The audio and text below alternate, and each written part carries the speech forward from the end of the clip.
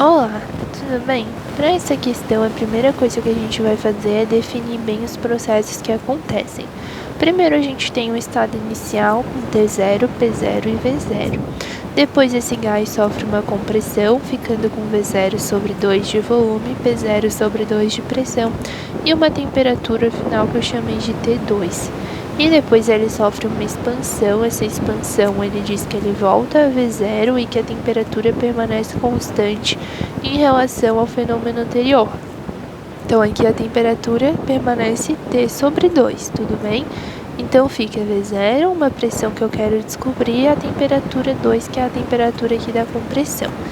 Eu sei que a relação pressão vezes volume sobre temperatura é uma constante, porque considerando que o gás não vai mudar, né, a gente sabe por Clapeyron que P vezes V é igual a N vezes R vezes T. N vezes R, isso aqui é uma constante dos gases que não muda, e o N é o número de mols, que como o gás é o mesmo, vai ser o mesmo. Então, se eu isolo isso aqui, N vezes R é igual a P vezes V sobre T.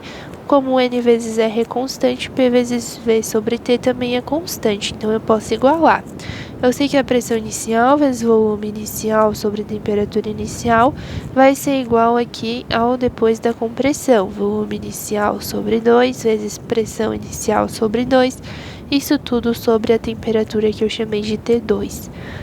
Aí aqui eu venho aqui e faço P0 vezes V0 sobre T0 é igual a pressão inicial vezes volume inicial, 2 vezes 2 dá 4, fica pressão inicial vezes volume inicial sobre 4 sobre T2. Quando tu faz a divisão de fração, fica P0 vezes V0 sobre 4 vezes T2. Eu venho aqui e corto, tá? V0 com V0, P0 com P0, fica 1 e 1. Eu posso fazer a multiplicação cruzada e tenho que 4 vezes T2 é igual a T0.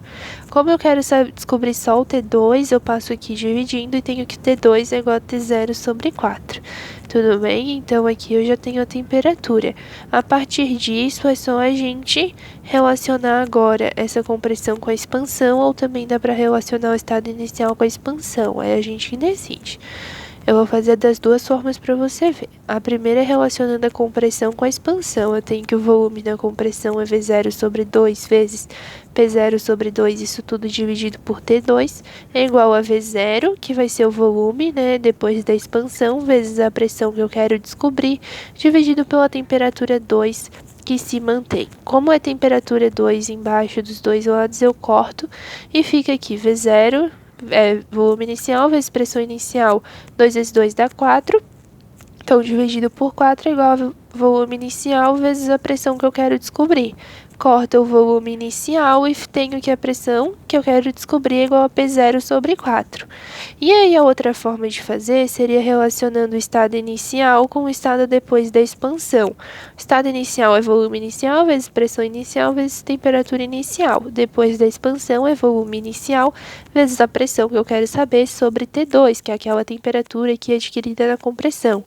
Então eu venho aqui e faço volume inicial vezes pressão inicial sobre temperatura inicial é igual ao volume inicial vezes a pressão que eu quero saber, e T2 a gente descobriu aqui como T0 sobre 4.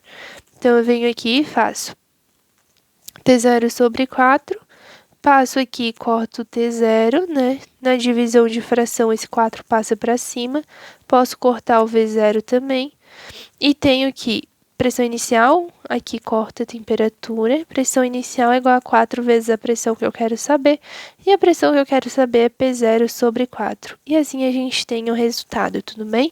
Também daria para ter feito já direto pela compressão, né? Porque fala que depois da compressão a temperatura não vai mudar. Então você poderia simplesmente ter feito isso aqui e ignorado o processo todo. Eu fiz o passo a passo só para você ver, tá? Mas você poderia ter feito só esse aqui, que como as temperaturas são iguais, vai se anular. E você vai poder descobrir que a pressão que você quer saber é P0 sobre 4. Tudo bem?